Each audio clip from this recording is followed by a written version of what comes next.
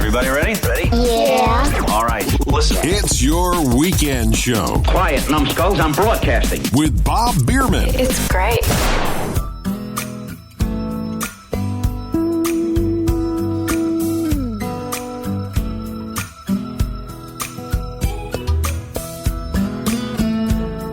And welcome to your weekend show. I'm your host, Bob Biermann. I'm so glad you're taking some time from your busy weekend schedule to spend a little bit with me.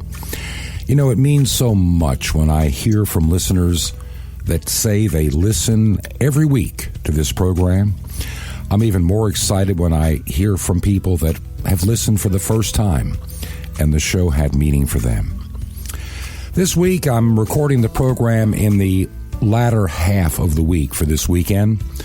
Most times I try to have the program ready by Wednesday for a number of reasons. There are radio stations that need to have it by Thursday morning to get it ready for their weekend lineup. So I normally have to work under the constraints of some of the radio stations that air the program, and I thoroughly understand that because I spent a good part of my life in the radio business, and you really can't wait till the last second to get a lot of these things done, and I appreciate the airtime that this program receives around the world. As I debated what to talk about this week, I had several thoughts come across my mind. Several what I think are decent and good topics worthy of exploring together as we go through this journey of life. One of the topics I was going to address this weekend, the more I thought about it, and actually because of something that was said the other night at home, I've decided I do want to address that topic, but not today. I would like you to help me in addressing that topic. Here's what that topic is. I want you to think about things that have happened in your life where you thought you lost something forever, and somehow, some way, it came back. Let me say that again. You thought you lost something in this world forever, but somehow, some way, it came back. Now, it may not have come back exactly as you thought it would be. It may have not been what you dreamed it could be. And this kind of a topic covers so many different and diverse areas of our lives. Maybe for you, it was a job you lost somewhere along the way that you really liked. It really was, well, for lack of a better way of saying it, the job was you, and now the job is gone. And you wondered, would you ever get it back? Maybe you got a job even better than the one you had before, and you got your job back.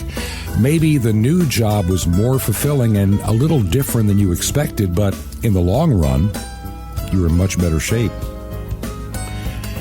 Maybe on a personal level, a relationship that fell apart and disappeared, and somehow, some way, whether a short time later or even decades later, it came back. We can share these kind of stories, and even those things that came back that after they came back, you now understand why they shouldn't have been there. If you have a story like that in your life, I would love to hear from you this week. So maybe sometime in the next week or two, we can share together our collective stories on the things we thought were gone, yet somehow were miraculously restored. Would you let me know about the story of your life? I would love to hear from you. I'm sure everybody listening has some kind of a story like that they could share. And you want to know something? When you share with me a story like that I can share with our vast audience, imagine the positive impact your story could have on someone you never even met. Would you do that this week and contact the radio show? There are a number of ways you can contact the show. One is very simple. Just go to our website, yourweekendshow.com. That is yourweekendshow.com. And you can find the Contact Us page there at Your Weekend Show. And speaking of that website, I plan on doing some upgrades and some changes over the next several weeks. And so I hope that you'll visit over the next month or so as we begin the process of making some I hope, significant positive changes, make the site easier to maneuver, easier to find older programs, the current program, update how we're doing the list of radio stations and sites on where the program can be heard. The site's been up for about almost 2 years now, and it is time for, I would say, a bit of a facelift. And maybe you have some ideas and suggestions on what we could do to make the web page more easy for you. I've thought about adding a language translator for those that are listening overseas. I'm not sure how well they work. Maybe you can give me your ideas on that as well. I would appreciate that. The website, of course, is yourweekendshow.com. That is yourweekendshow.com. Once again, yourweekendshow, all one word, .com. And you can find how to contact us there. Share your thoughts about the website, the program, and even maybe your story about something you had that got lost or taken away. And in some way, whether different or the same, you felt very restored. And I would love to hear from you and perhaps share your story. Don't have to give your name. I won't use your name if you ask me not to. And I will share your story with others, and maybe you can be an encouragement to someone you never even met. Also, you can contact us and send us a message via Facebook. Our Facebook page is the same as the website. One word, Your Weekend Show. Search for Your Weekend Show. Another way to do it is just go to Facebook, add a /, and then Your Weekend Show, one word. It'll take you right to our page. And I often forget to tell you that we are on Twitter as well, so any notices about the show, the program, what's happening, you'll find it on Twitter, and it's Weekend Show. Look for Weekend Show at Twitter. It would mean so much if you would take the time to contact me this week and let me know that you're listening. And very important, when you take that moment, just tell me if you're listening online and where online, whether from the website or some other source, or the radio station you're listening to. It would mean so much to me. I am thankful, especially on the shortwave side of late, of how many people are finding us on international shortwave. We are using 2 facilities currently, and they seem to have had a great impact. We had more than that, but just did not get the results from one of the facilities we were on and had to drop it.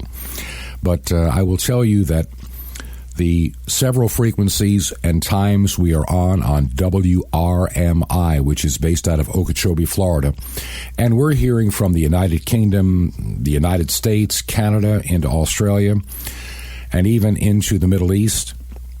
Also, we are on the Voice of Hope on their 2 transmitters operating in Zambia, in eastern Central Africa.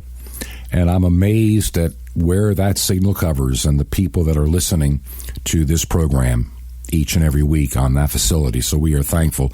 And, of course, don't forget the domestic radio stations in the United States and down in St. Kitts that are also airing your weekend show. If you can think of a radio station that might be a good place to hear this program this week or next week or sometime soon, why not share that information with me as well when you visit the website, yourweekendshow.com. That's yourweekendshow.com. Or via Facebook or Twitter. Look for Your Weekend Show, and you can find us there. And I'm excited about the opportunities we have each and every week to share with you the thoughts that are on our heart and on our mind. It is truly a very different and changing world we live in, and that's what we try to chronicle each and every week as we share together this time together. It means more to me than you will ever know. And if you just want to drop an email, I'll tell you what, it's a real simple email address, bob@yourweekendshow.com. That's bob@yourweekendshow.com. Those emails come directly to me, nobody else. I'm the only one that sees them. So feel free to share what's on your heart and mind when you contact us this week. bob@yourweekendshow.com. There are a lot of thoughts on my heart and mind today in this changing world of ours, and there are times that I don't even know really where to begin. There is no doubt that the world became a different place a little over a week ago. If you're listening to the program on the weekend or just before, last Friday, at least in the United States, there are some changes. And there are a lot of thoughts on those changes, a lot of opinions, and I'm not going to get into politics. I really don't want to. That's not what this program is all about. It really is about principle. It's about life. It's about the things that we share together. And I truly do try to avoid getting into the extreme divided political nature that we find in the United States, and you find it everywhere, really. It's just the condition of the hearts of men that we have a hard time often agreeing on the things that are truly important in this world of ours. And so we try to avoid as much as possible politics, because your weekend show is about life. And politics is, in my opinion, important, but it is not the end-all of life. I have told you many, many times what you can read in the Psalms, where King David says, "Do not put your trust in princes or in mankind." And the reason he says that is because humankind is fallible. We are not infallible. We make mistakes. I don't put my trust in man. I put my trust in a more significant place.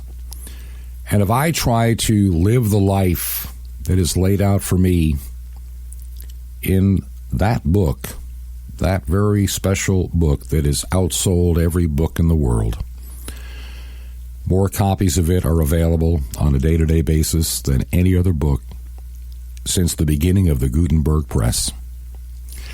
And if I try to do what I am supposed to do in living by that book, I may not always succeed.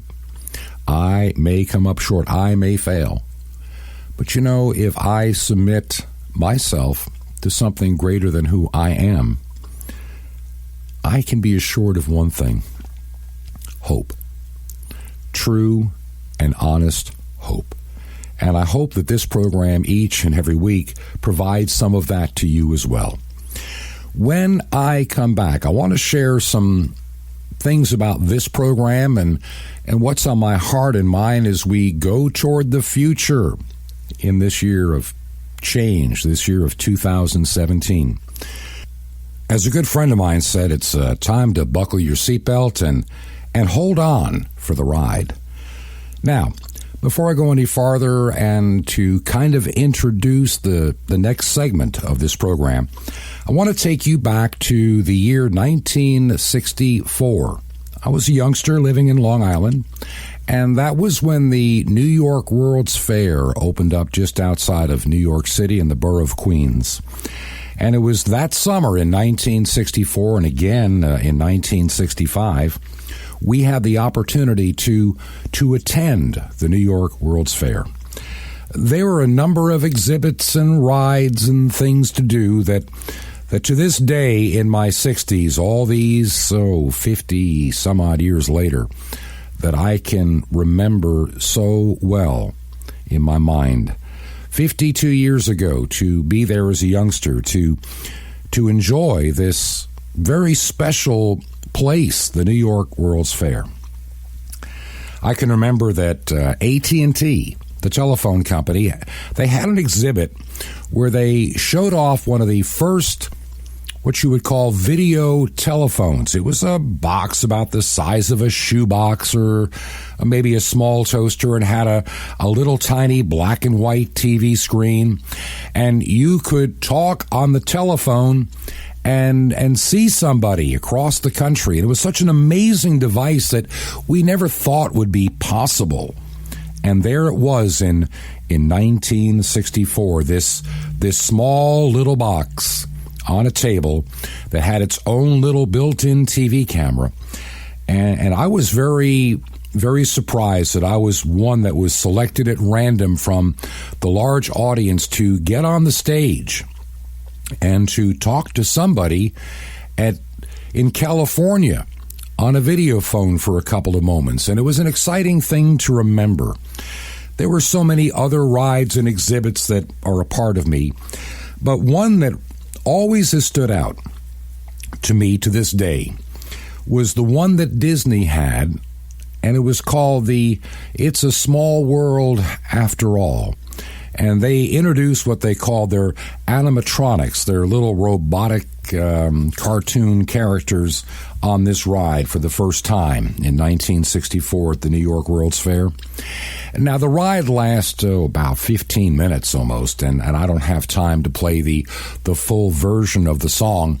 And I'm going to try over the weekend to put a link on our Facebook page and a link as well on our regular web page and our YouTube page, so you can actually see a video that was taken all those years ago of what it was like to be on that particular ride. It was a fascinating thing. But this song pretty well sums up where my mind is at for this radio show in a very peculiar way. And I'll explain that to you in just a couple of minutes. Let's go back to the New York World's Fair of 1964. And it's a small world after all.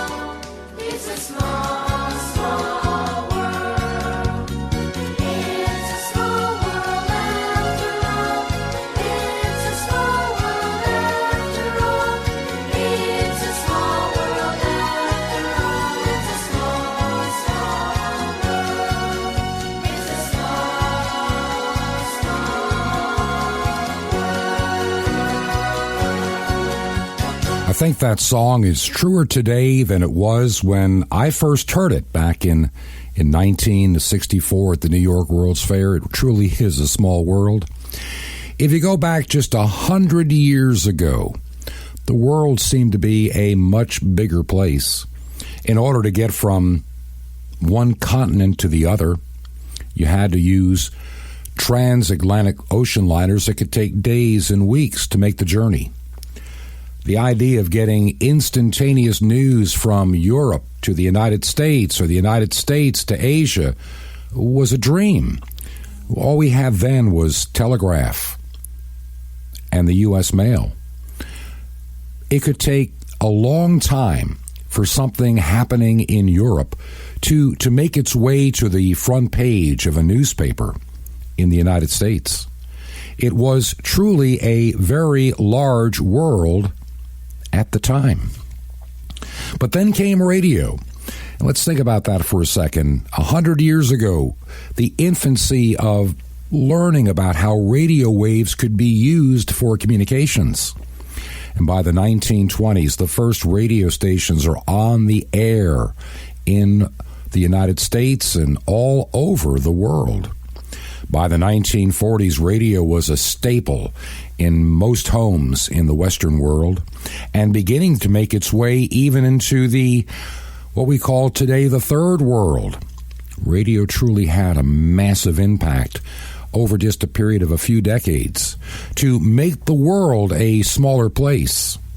Shortwave, which is the radio frequencies above the regular AM band, they have a tendency with the right power and antenna systems to reach around the entire globe.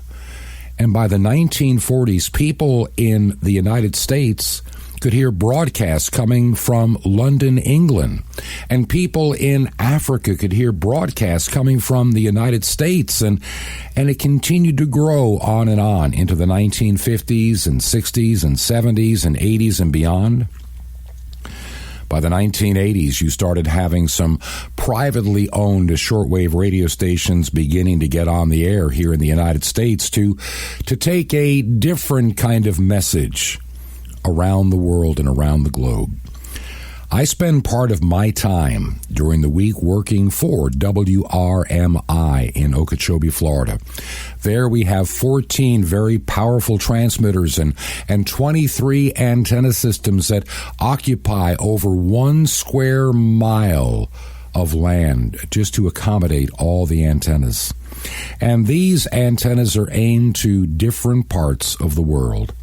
And I am privileged to have the opportunity to have this radio program aired on the facilities of WRMI and to get email and to see response from Germany, from the United Kingdom, from Pakistan, from India, from Australia, from Canada, the United States, and I can't even begin to name the number of countries off the top of my head that this world is hearing this program each and every week, and it excites me. It means so much to me to have this opportunity that many years ago when I first thought about doing a program like this just seemed like an impossible dream. And here we are together today on a radio show that uses both legacy technology and even the new technology. Let me explain that. Legacy technology, like radio, it's been around for a long time. And it's improved over the decades. We've added FM in the 1940s, and FM is a very predominant media for much of the Western world, and AM still reaches multiplied millions of people each and every day. And then there's still shortwave that also reaches literally into the billions of people each and every day. Yes, these are the legacy technologies. And we have to remember that there are so many parts of the world today that do not have the advantage of smartphones and the internet like we take for granted in much of Europe, the United States, Canada, Australia. India, for example, you find cell phones, you find smartphones. And this program is also heard online. So we do use many of the new technologies that are available today. One of the projects that I am currently working on, which I'm going to be talking more about in the coming weeks and the next month or two as we will unveil this particular project. And it's exciting to me. It does use strictly the new technology.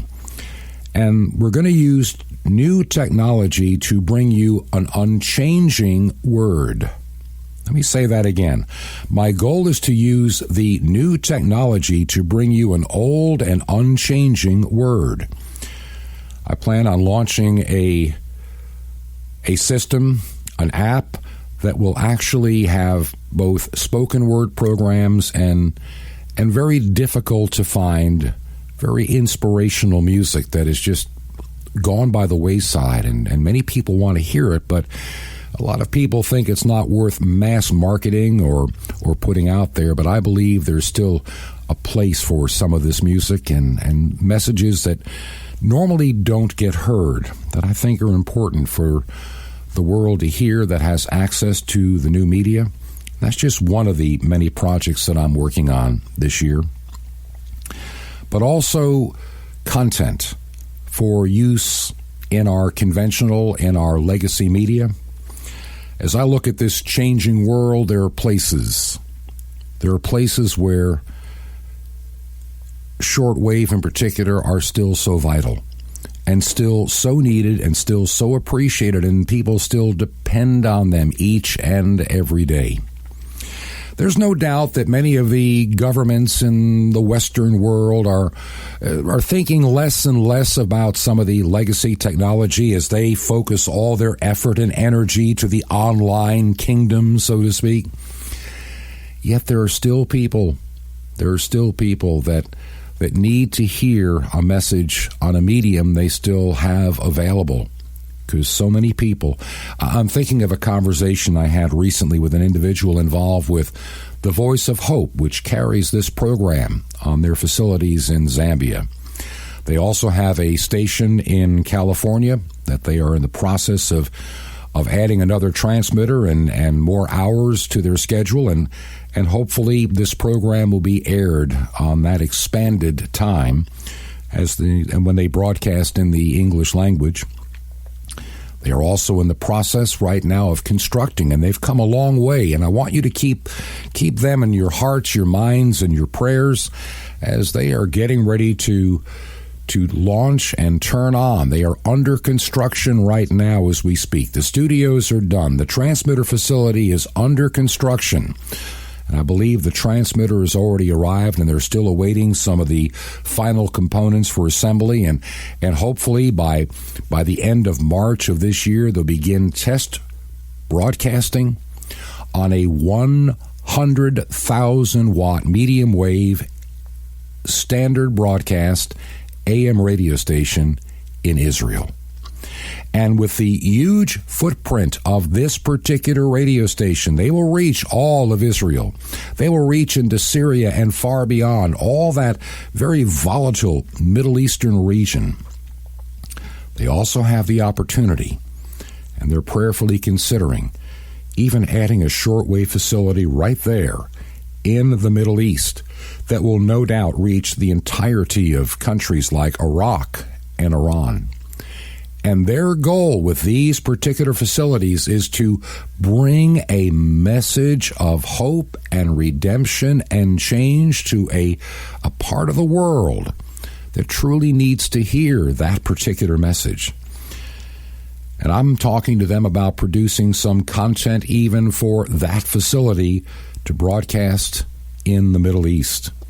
And I consider it, at this point in my life, one of the most important endeavors I have ever taken on. I have worked as a radio announcer. I've worked as a broadcaster. I've been in the engineering side. I've even owned a radio station.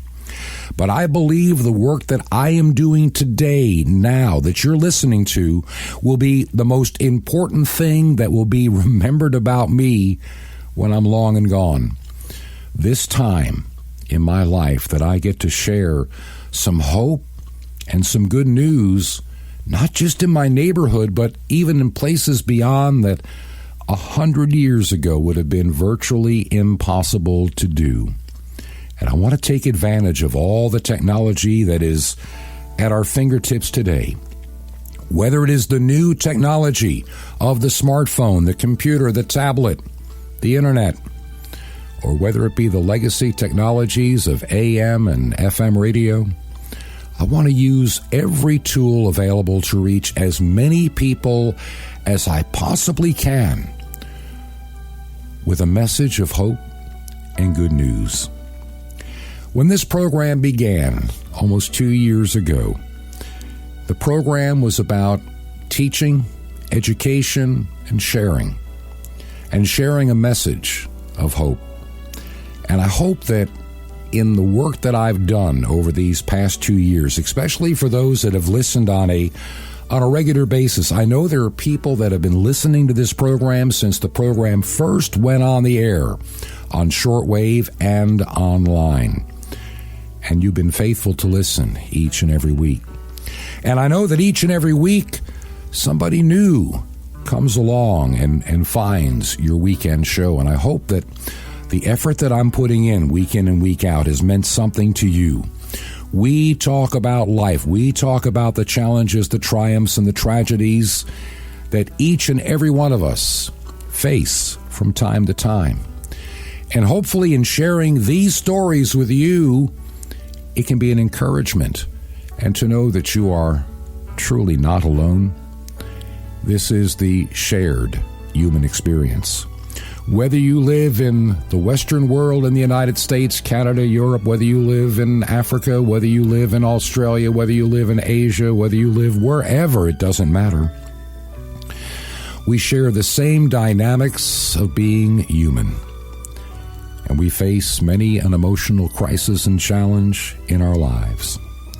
For some people, they wonder how they're going to get through the day. In some parts of the world, it's a struggle just to feed your family each and every day. And oftentimes, we in the Western world take that for granted.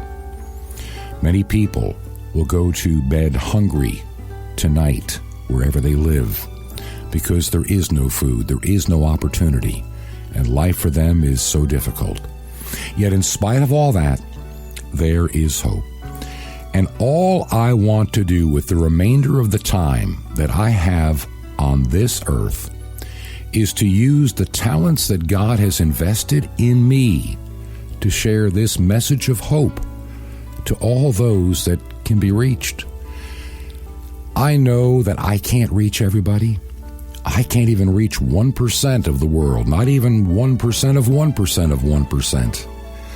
But I want to reach those that I'm supposed to reach.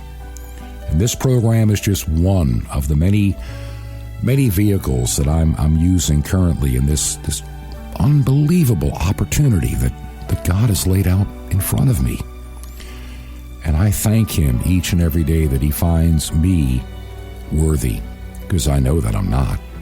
I truly know that I'm not worthy of the benefits and the blessings that He's given me over the years, and the responsibility to which He entrusts me in doing this program and other work in ministry. And so I give Him all the praise, the honor, and glory for the things that He has done for me. Now, I want to change gears, if you don't mind, for just a few moments. This past Sunday, at the church in which I attend, Amazing Grace Anglican Church in Jensen Beach, Florida, the pastor of that church, Steve McGarry, preached a very powerful message that I really think everybody needs to hear. We may be a small little church, but this message, I believe, is worthy of being sent around the world. He posed a very powerful question that really even impacted me. And I think that when you hear it, it will impact you. So I'd like to take just a few moments on the program today, and I want to share that message with you. Here is Pastor Steve McGarry from Amazing Grace Anglican Church. Not too long ago, someone named Kyle Idleman has written a very thoughtful essay titled, Why am I not a fan of Jesus? He begins by noting that according to a recent survey, the percentages of Americans who claim to be Christians is somewhere north of 75%.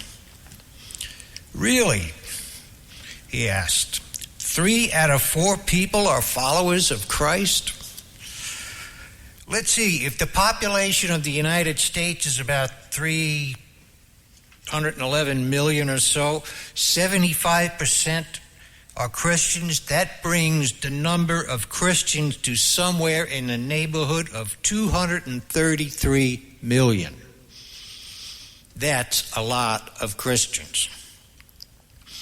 In his estimation, something about that percentage is way, way off. Because if there are really that many Christians, then why will some 35 million people in America go to bed hungry tonight, including 13 million children? If 75% of Americans are Christians, then why are there more than 120,000 children waiting to be adopted? Those numbers don't add up. They don't. Jesus said the evidence that someone is one of His followers is what? Love. Love.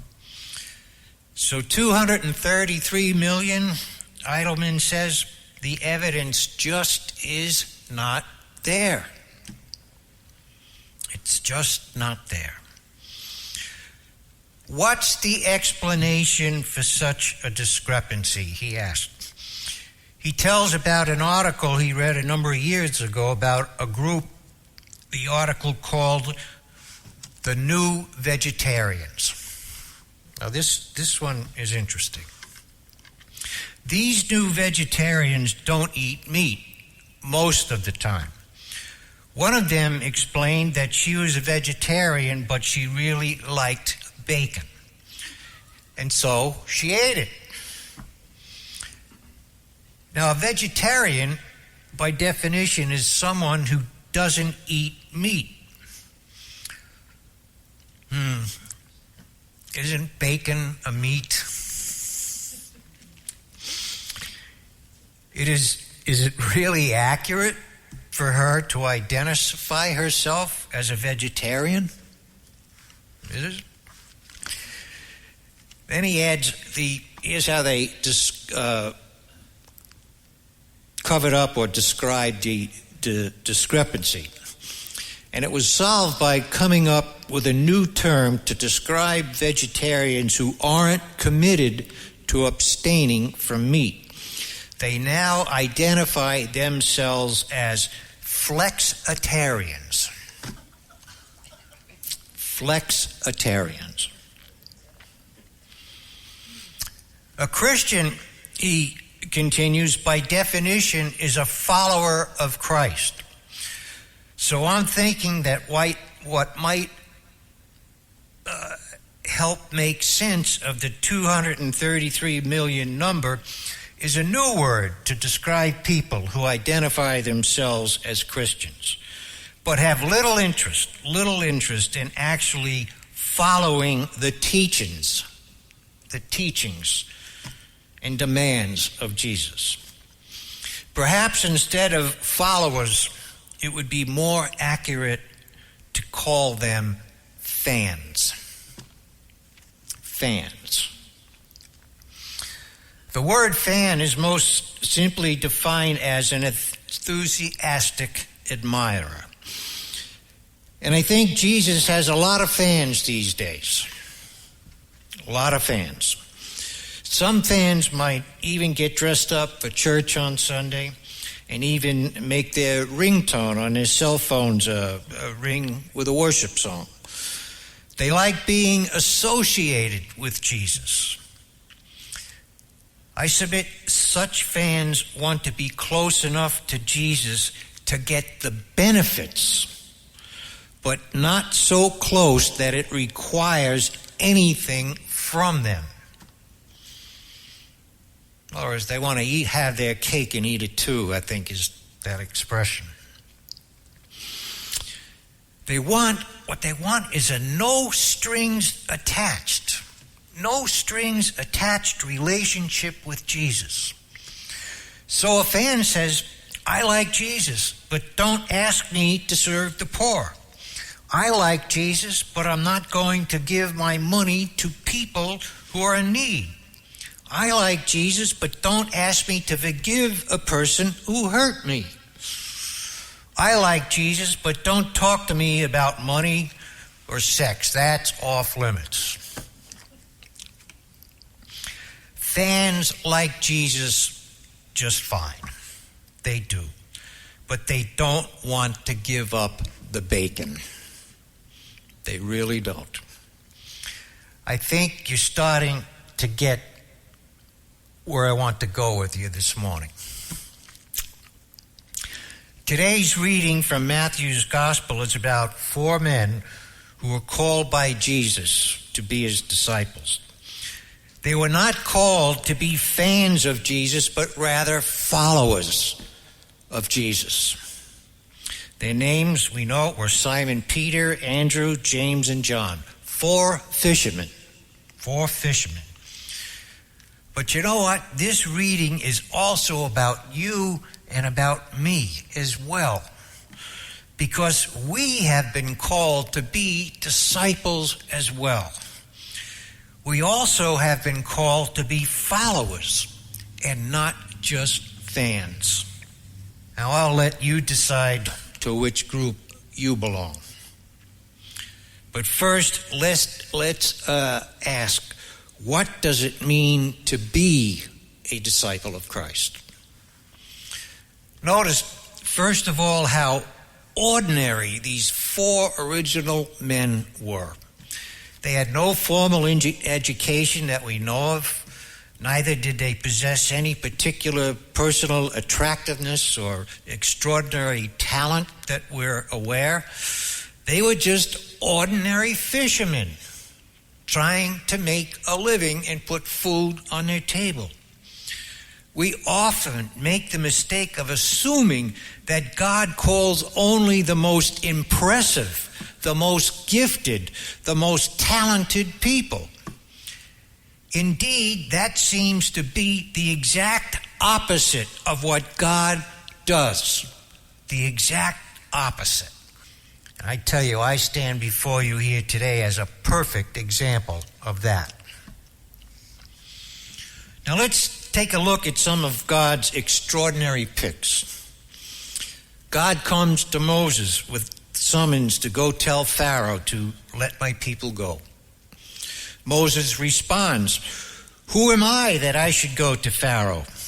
Later, Moses protests that he's too slow of speech, as we've been told in the Bible, to carry out such a mission. God comes to Gideon, who would later be a great leader of God's people. But Gideon responded, "My clan is the weakest in Manasseh, and I am the least in my family." Even the most successful of all Israel kings, David, was flabbergasted by God's call. "I'm only a poor man," he says, "and little known.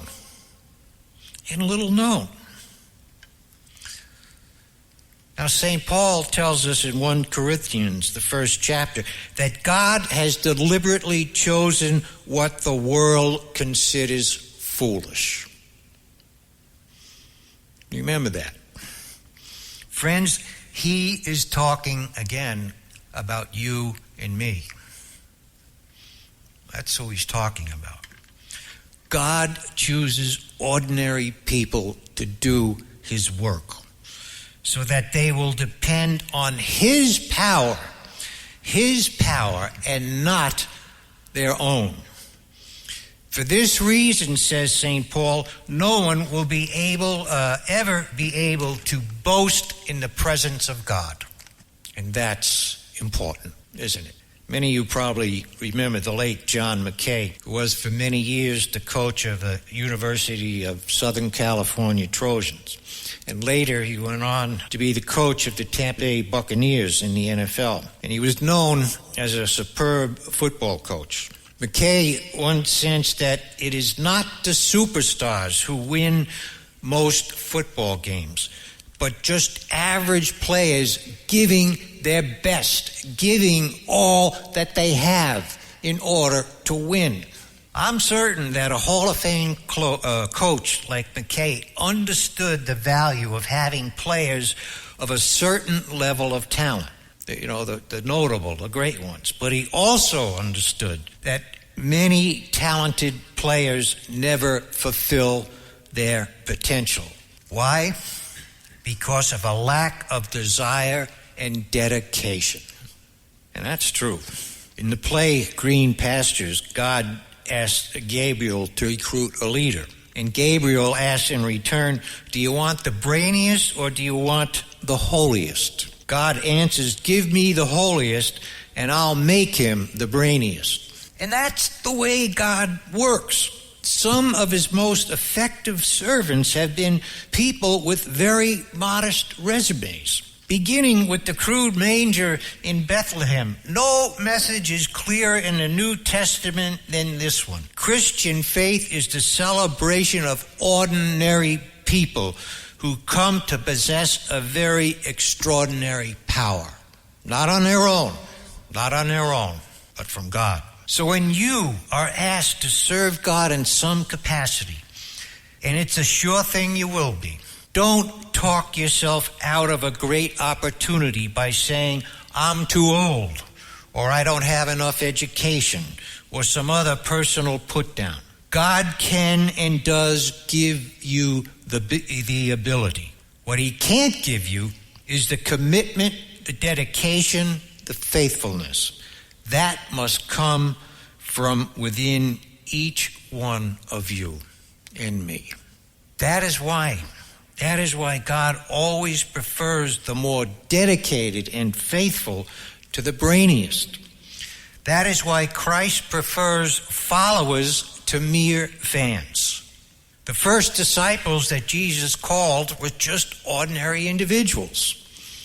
And notice what these ordinary individuals were called to do. They were called to spend 3 years of their lives in the presence of Jesus.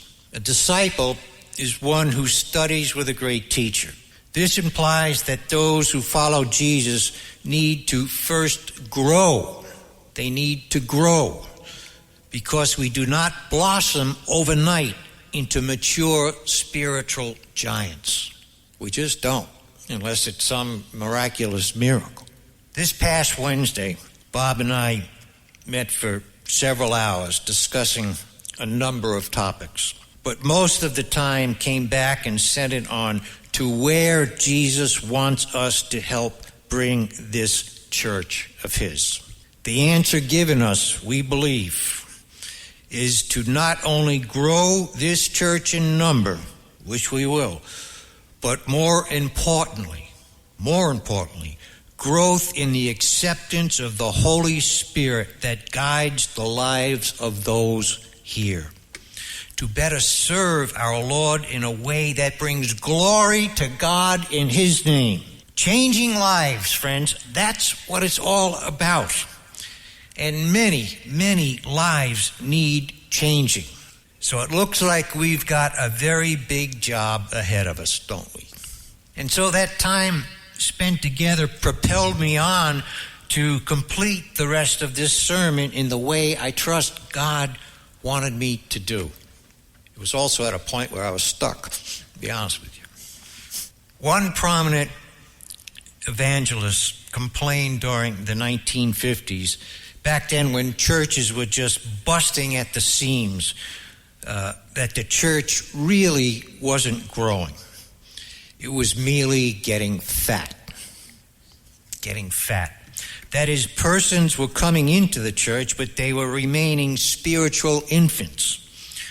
They were not growing in understanding and faith. We are simply multiplying spiritual babies, this evangelist charged. This past century has borne that out. Many have fallen by the wayside. Many. And many have proved to be people of shallow convictions. They have proven to be fans and not followers. To be alive, friends, is to grow. That's what life does. Even plant life grows. That's how you distinguish between a dead plant and a live plant or flower. In his second epistle, Peter encourages us to grow in grace and in the knowledge of our Lord and Savior Jesus Christ. That was from 2 Peter 3:18. Growth is why we come to church, the place most of us encounter Christ and learn about him and grow in our spiritual walk is within these walls. The cry of a few years ago, Jesus yes, the church no, simply is an illusion. Follow-up studies on persons involved in Christian groups not related to a local church or connected to one over the past several decades back that up. It simply doesn't last. The groups don't last. Why? Because the ember removed from the fire soon grows cold. Like every pastor, I'm astounded at times by the casual attitude many people have about their responsibilities to the church. I sometimes feel like a orchestra conductor who was quite upset over the fact that at every rehearsal, at least one member of the orchestra was absent. At the final rehearsal, before a big concert, he announced, "I would like to thank our first trumpet player. He was the only member of this orchestra who did not miss a rehearsal." Now get this, the first trumpet player stood and bowed politely as the other members of the orchestra applauded him. Then he quietly said, "It was the least I could do, considering I won't be able to be at the concert tonight."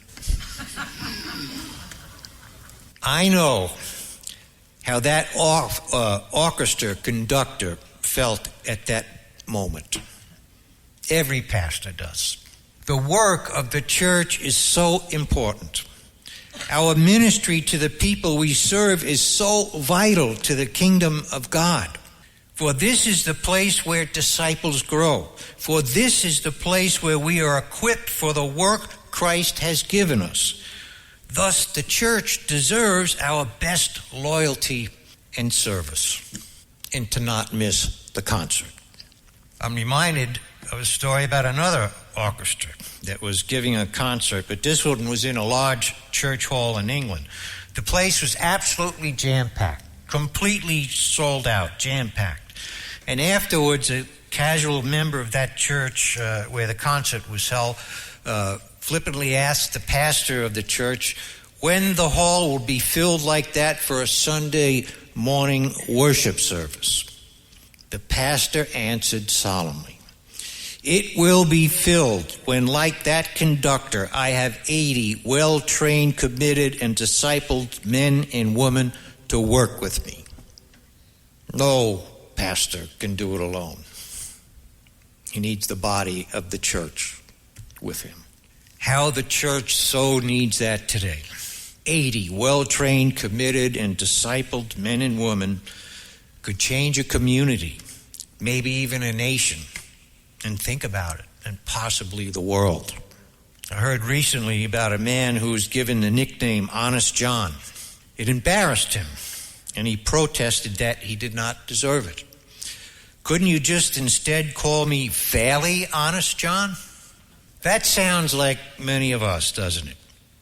We want to be fairly committed in our service to Christ, fairly committed to our Sunday worship, fairly committed to making our church what God has called it to be. Jesus called those original followers to spend 3 years in his presence as disciples, learners, students. It was not enough for them to be fairly committed. It was not. Christ was calling them to be what? To be completely committed. They needed to grow, and so do all of we. This brings me to the last thing to be said. Those disciples were ordinary people, just as you and me and everyone else in here are. They were called not only to go with Jesus, but to also grow with Jesus, just as we are also called. Here's the final thing. There would come a time when they would no longer be called disciples, but rather apostles. Those who are sent out to proclaim the good news. Disciples are those called to come. Apostles are those called to go out and go. There needs to come a time when we move from being followers to being leaders. Our church here should never have any difficulty finding persons to teach Sunday school or work with youth or sing in the choir, all of which, if now, we still don't have. But we will, or take on leadership positions, or serve in our stewardship campaigns soon to come as we prepare to purchase our building, or make contacts out there in our community, which is vital if we are to be seen as a beacon of light and hope to the people living here and around here. There comes a time when a mature Christian believes when mature Christian believers realize that it is time to move from being ministered to the work of ministry itself. I ask you, let that one sink in a bit. Perhaps that was part of why Jesus chose not to remain with his disciples physically, in the flesh. He wanted them to understand that now they had the privilege and responsibility of carrying on the work of God. Remember that scene where Jesus asked Simon Peter 3 times, "Simon, do you love me? Simon, do you love me?" Each time when Simon professes his love for Christ, the Lord instructs Simon to what? Feed my sheep. Feed my sheep. This is the final step in following Christ. It is to feed God's sheep. We need to appreciate that in the church today. We really do. We need to move beyond caring for ourselves to caring for others. One of the most monumental works in all the world is the Great Wall of China. The mammoth, man-made structure stretches some 1,800 miles over mountains, plains, and deserts. The Chinese built it to keep out the barbarians. But for the Chinese themselves, it became a barrier to progress.